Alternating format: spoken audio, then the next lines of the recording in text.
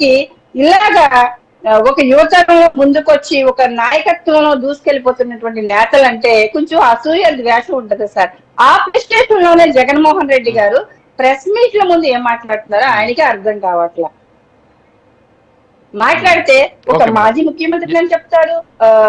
ఈ నేతలందరికీ కూడా పరిపాలన 150 సీట్లకు పరిపాలనించినటువంటి మాజీ ముఖ్యమంత్రి పులివెందుల ఎమ్మెల్యేగా కూడా అసెంబ్లీలోకి వెళ్ళి ప్రశ్నించలేకపోతున్నటువంటి పరిస్థితి.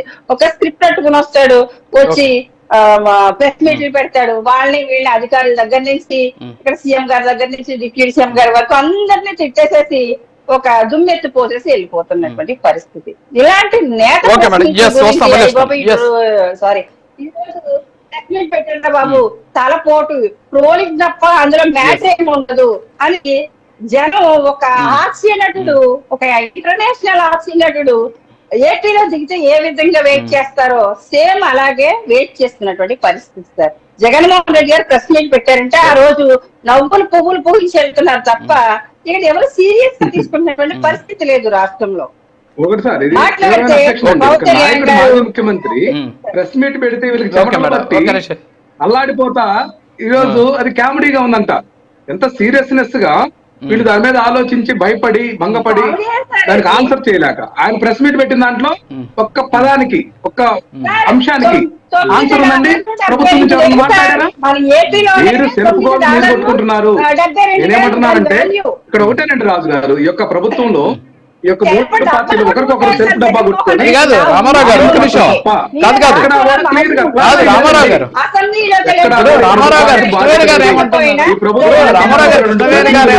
ఎవరు కూడా ఈ యొక్క బాధ్యతాయుతంగా మాట్లాడుతున్న పరిస్థితి లేదు. ప్రతిపక్ష నాయకుడిగా జగన్మోహన్ రెడ్డి గారు నిర్వహిస్తున్నటువంటి ఆయన ప్రస్తావించిన అంశాలు ఆయనకి అర్థం కావట్లేదంట. ఆయనకు అర్థం కానప్పుడు మీకెట్లా అర్థం అవుతుంది? నాకు అర్థం కావట్లా. మీరు మాట్లాడుతుందంతా కూడా అక్కడికి మాట్లాడుతున్నారు. ఇక్కడ ఒకటేనండి, ఇక్కడ వీళ్ళు చేస్తున్నటువంటి విమర్శల్లో సహేతుకమైనటువంటి విమర్శలు లేవు. కేవలం రాజకీయ విధానంతో వీళ్ళు మాట్లాడుతున్నారు.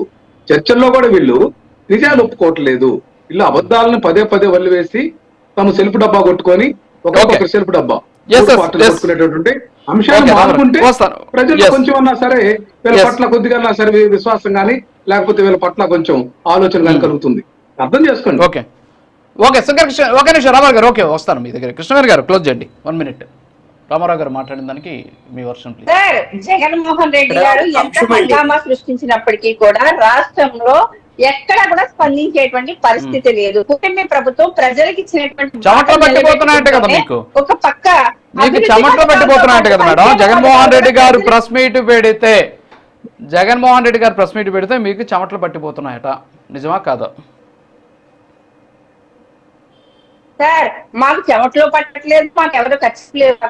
ఎందుకంటే జగన్మోహన్ రెడ్డి గారు ఆ పులివెందుల సీటు కూడా పోద్దేమో అని ఖర్చు పేర్చుకోవడానికి మాత్రం అటు బెంగళూరు నుంచి ఇటు ఏటెట్ తిరుగుతున్నాడు తప్ప వాళ్ళ క్యాడర్ కూడా నిజంగా జగన్మోహన్ రెడ్డి గారి మీద ఉన్నటువంటి వాళ్ళ క్యాడర్ చెప్తున్నటువంటి పరిస్థితి.